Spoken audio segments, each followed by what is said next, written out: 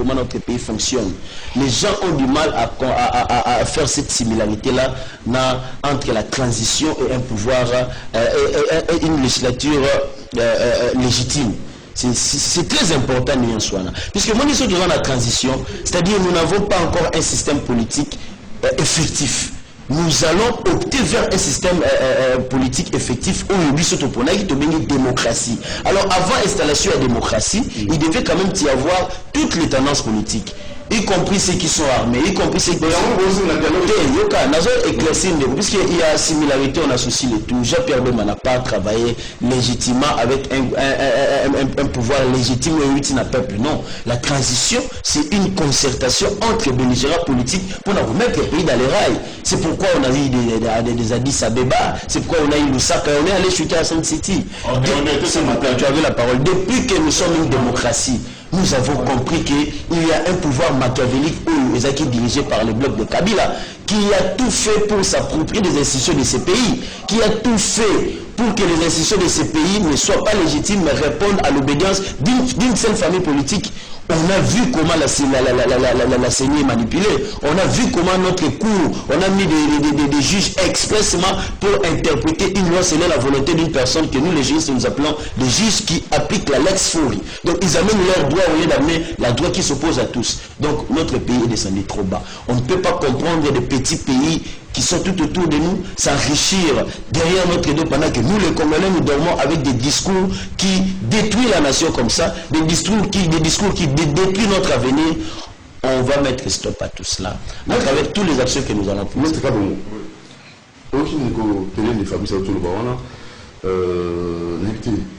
Réellement, le problème est réellement, crise institutionnelle est réellement, ma camarade Zaï Jibosso, coalition FC Cash, il faut nécessairement nous corriger les malins. Mais nous sommes mal gardés. Il y a pas de maté. Loin de voir des mythos, nous avons une histoire. Ma salle science politique n'a pas d'histoire politique. Tango abo tanga ba Addis Abeba ba Sun City ba nini abo bosa na bo ndengango une solo hôtel cascade. Comme au Salama entre kaka bimba na kabila. Ba isola ba. Ba yesa biso kuli ba sala na cascade na biso te yonte ko akoko na bazoma susuna mukili ba toi. C'est-à-dire o ba sala ba kuna za peka che. Soli to ba ni ko fiyanga ba ator kasho ba mo ba kanisaka FCC ba sala na cash. Au bitam to sala élection 2006. Comme on l'a dit, il faut que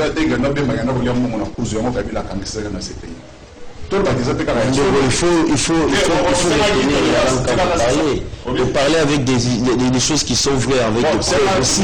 Pour spéculer pour eux qui va lever quelque part au lobby. Allez-y, allez-y. Vous avez balé mais ça la langue tu vas en bon monter. Na bandé le pour la meilleure sous na mala monter. Sauf que nous pour le caca accord caché. Oui, on nous a dit que même Malem Makabila, est-ce que Maman Solo? Comme aujourd'hui on dit que c'est qu'il y a un Kabila Bassala à Congo caché contre le peuple. Tout va faire que c'est un solo. Ceux qui ont un solo, c'est que même appelle un Makabila. Parce qu'entre mon temps et mon et Kabila, pour la côté Kabokunzi, non, mon temps soit salé à corps caché pour être Azo Bokunzi sur le peuple. N'a que c'est un anani. Tout la rumeur, c'est ça la rumeur. La rumeur ne paye pas, elle tue. Je voudrais que nous avancions. Dans une situation, il y a un an, l'élection s'est mis 2 fois au Congo. Kabila a gagné, qui a moto a gagné, qui a monté contestation. Et après, ça a conduit à une sorte de crise. Où la constitution a vu ce héros terrible. N'a exposé le motif déjà par le Bayamo. Aujourd'hui, on a retiré des années. Crise des âges, je dis qu'il n'y a pas de crise. Comme le MLC dit que non, il faut pas la politique. Moi, je salue. Voilà ce que nous voulons au Congo, parce que le parti politique ont entre autres comme mission le civisme populaire.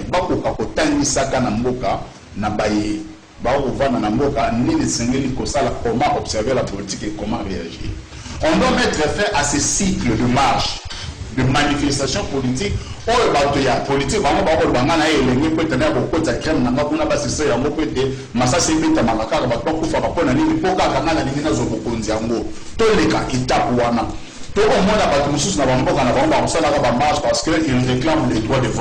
parce qu'ils réclament moto ya lipa ba ko réclamer des transports comme facile mais puis cela ko kumba ka tsuka na ba marche avec na ngelo na tseke de ngelo to sanga na ko to sala solo mususu ndema na mtoko le tesengeli to lekisa étape wana na Congo. Les élections locales sont à venir, préparons-les. C'est ce qui est le plus important. 2023 ils ont poussé ça tout ça et courir à 2020. Tout le monde élection 2023 pour que bien ce qu'on que nous avons infiltré pour trouver un candidat derrière nous. Parce que le camp Lamuka aujourd'hui est essentiellement constitué des anciens kabylistes. Le plus puissant d'entre eux, Bazan Akati Lamuka. Ou à la premier ministre pendant 3 ans, Azan Akati Lamuka. Ou à le tout puissant gouverneur de province, Azan Akati Lamuka. Baïbe Bazalaka, le ministre de l'environnement, le ministre de plan, le tout puissant ministre de plan, Bazan Akati Lamuka. Alors, ceux qui le le mal et de l'autre côté, la Bible va le dire, ceux qui ont une localité, c'est Moninga, c'est vraiment les baïtés non à l'issouté. Mon nom est à la Kabylie, c'est à Kokani, c'est ça. On va avoir un nombre de gens qui ont un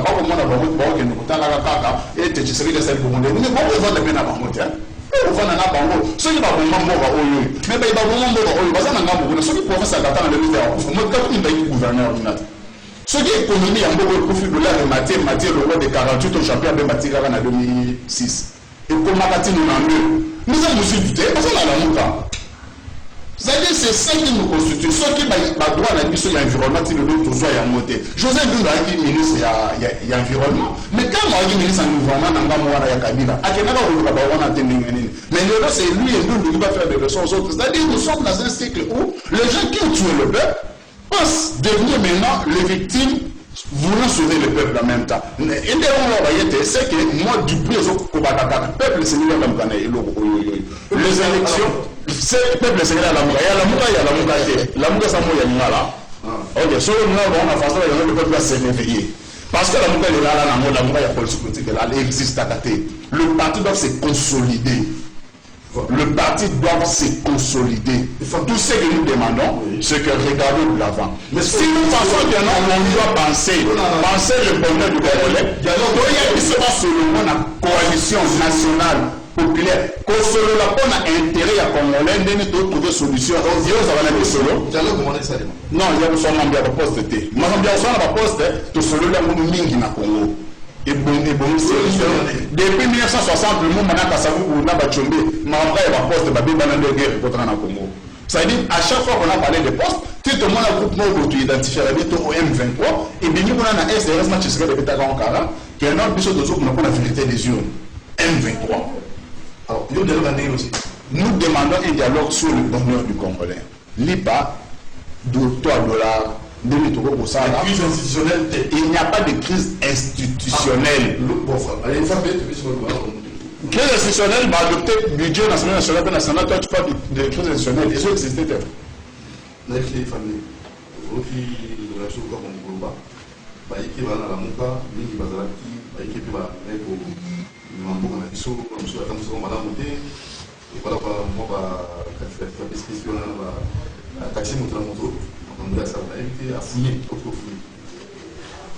Nabanza soki biso tobito fouiner ezala terrible mais nani ko anglais na makambo oyo koloba eza grave ko reconnaître aujourd'hui que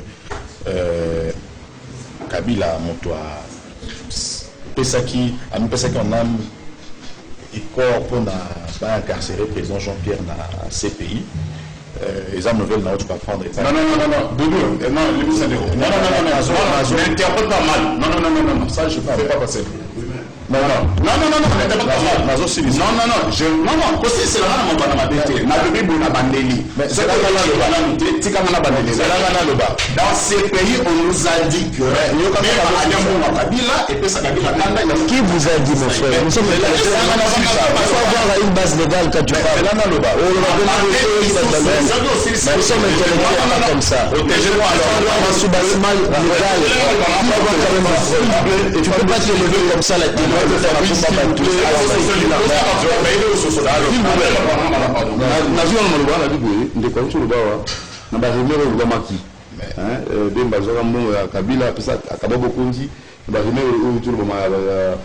encore caché entre FCC cash, surtout lundi, entre comme ça on fait. Tout comme ça peut Jean-Pierre Bimba, ils allaient pas vrai. Donc après c'est la supposition. À supposer. Les femmes de l'émission namoni toyokanaki bien te alobi yango na tendance nini na tendance ya kofaire comprendre na bato bakolanda biso na biso que eloko moko ezalaki na nsima wana. Ça je vous dis kolanda te ke azoloba non faut comprendre, faut ça étude ya langage ya mutu. Faudrait pas nous emmener dans un autre concept, non, il a supposé, non. Ça s'appelle attention. Étude, il y a langage naïe, ce qu'on ça là, et donc, mais ma biso n'a pas comprendre que les alaka la messe noire na makambo, c'est alaka président na biso. Mais comment on a été? Les alaka makambo, c'est nous avons besoin de sous-souter, et c'est l'équipe, mais nous avons besoin de éclairage na maï ou tu koloba. Italie président Jean-Pierre Nakabila accord moko zalate président atikala kozombo morote ba rumeur wana ezalaki kaka ndenge ezoko bima que bakutanaki tout est complètement ça veut dire qu'ils allaient ba rumeur moko biso ko to qualifier yango terre à terre. On a koloba sous makambo autre que soulever il y a la boka bato yo ba comprenaki schéma oyo président o zalaka azoke nango zaki mabe pour na kosala repentance et que ça mite bamoni ke tozalaki na ye mais ekambeli na ye ya mboka ezali na intérêt ya peuple te esengeli na biso to se retracter na makambo aza kosala tozongela peuple to expliquer ye contexte nini oyo biso tozongeli yo oyo totiki moto wana ntango base réveiller balamuki bazongi peuple batalaka ndenge ozongeli ye te atali président Moïse Katumbi azongi na intérêt ya kolutter mpona intérêt ya mboka badéclaration na ye asalaka ya Pelnati et compagnie asalaka yango azalaka kaka na pouvoir yango nde esalaka kaka badébute ye asalaka yango libanda te azalaka na Kabila asalaka badéclaration oyo bango bazokoma badéclaration incendiaire adénonçaka mabe parce que Kabila a oumena na bokondi na invité soka sala soki koleka mobutu pas aiko bima peuple aiko yambaye même moi na monzitu ba action ta wasali na mutu amoni que non tozali bato to kendati wapi alobi non peuple botala makaboze ko salé peuple atali mutu aza ko dénoncer ngai na mboi na zongi. Bon, si ko yebisa biso tokoko ya bato balingi ko ya na vision ya to mamboka bakimi mabe et pas moto ezali. Alors si ko to la vision de très vite mo moké on a yo on va peut-être bokabonia parce que notre encore je temps on a coupé ça pena piste de solution pour le développement et la pensa intégrale pour placer là. La muka vous proposer très rapide. Non, la muka na mito mal le MLC bazali na ba Tambi na bango, bako se réunir, bako pesa la position na bango. Position ya président Fayulu toujours pour saluer yango. Ezali position moko pe mahamo. Ligne de conduite na ye azolinga kaka mboka ekene na ndenge ya malamu. Alors toko mona ya mabete. Toko saluer yango. Mais bisope na banza position ya bakambi ya lingo mabse kozala. Par rapport à sortie à crise à ma union sur ma BOU. La course un précurseur tel, Nazali Koïb Sabino, Boza la Kimia. Silence, il y a président, ils allaient silence mon côté, il y a Boigna. Ils allaient silence mon côté parce que Baté Bélé Bazo Mikutuna, Azolo Bat, ils allaient silence, il y a Boigna. Ils allaient silence, il y a réflexion. Ils allaient silence, il y a Mouta pour mon Amoussika. Azolo n'a les lotés. Obi ozona lelo ya zomona ngo déjà o makambo ko sale mamboka nde moto azakaboui yango wana azui afandi na silence na ye kozala na ba solution pour na peuple na pour na batunyo so ba vivre aisément. Merci. Maître Fabrice Pelindi, très rapidement. En tout cas très rapidement na koloba boye omoni malédiction na bénédiction ya Congo et sa richesse na ye. Le so ba problème nous dans le Congo parce que nous sommes dans un pays riche. Si tu as un pays dans la richesse, peut-être qu'on n'allait pas connaître ce genre de situation. Et d'ailleurs, cette richesse, les multinationales sont véreux. se servir na base arrière ba voisin na biso mike pour ba exploiter ba piller mboka na biso mais et ça avec complicité avec congolais ou ba inconscient des gens qui tiennent des discours oh le soto tcheli ba 20 ans même leurs propres enfants diront que vous êtes des collabos et des complices. Comment à cette époque pendant que ça se faisait aujourd'hui na monsieur donc biso to lingi mboka na biso to lingi tout ça la fanatisme était to lingi vrai pouvoir ezonga na peuple koloba nengo lobi solution ya la muka mais solution est simple très simple il faut toyeba ba faille place et salami na législature l'équipe to bomisa il y a des dispositions constitutionnelles où l'interprétation n'a posé des problèmes mais aucune institution ou aucune personne ou bien au niveau de notre assemblée à la fin du mandat par exemple du président. Nous avons la loi électorale qui pose problème, qui n'a jamais été respectée. La loi électorale dit qu'après les élections on doit afficher les résultats. Tout ce qui va avec la loi, ça n'a pas été respecté. Il y a beaucoup de choses au Congolais, il faut qu'il y ait un dialogue. On a supprimé le système de détours, ce qui marque la légitimité d'un pouvoir. Ce sont des problèmes sérieux toujours la réforme institutionnelle, puisque les gens pensent que la réforme institutionnelle va changer le Boka. Non, on doit changer des points qui amènent une nation dans une démocratie. Poser problème. Oui, voilà, nous avons constaté que nous savons tout ce qu'il y a comme quoi, puisque on a une crédibilité à la démocratie et où tu as la qualité à la dirigeant. La démocratie exige que le peuple a le pouvoir et donne le pouvoir à qui veut le diriger. Par rapport à l'organisation de l'élection, pour respecter le système, il y a suffrage universel au peuple, il y a des tata, il y a vrai pouvoir. Mais tant que tu as accédé à moyen, mais nous ne faisons rien. Aujourd'hui, le Congolais est divisé parce qu'il ne sait pas comprendre quel est notre système politique. Donc, quoi qu'il y ait constaté dans la législature de l'équipe, et cause à la objet, il y a matière, il y a dialogue, toujours c'est là, grand protagoniste. Dialogue pour la positionnement, non, mais tout le monde peut payer les diriger un accord peuple a bien voté. C'est grave, ça tape déjà à côté de nos textes. Notre constitution n'a pas prévu ça, mais c'est ce qui s'applique aujourd'hui. Ça même de recevoir tant disposition accord à éviter. Mais maintenant on a autant de la constitution à Bissau. C'est-à-dire l'accord n'a pas de position. Ils ont complot contre la population et nous la population nous sommes marginalisés, inconscients, toujours ni mango et toujours du n'importe quoi. Nous préconisons une nouvelle jeunesse qui comprend des choses. Ce qui nous est imposé n'a rien à voir avec ce que notre constitution a édicté. Donc il y a un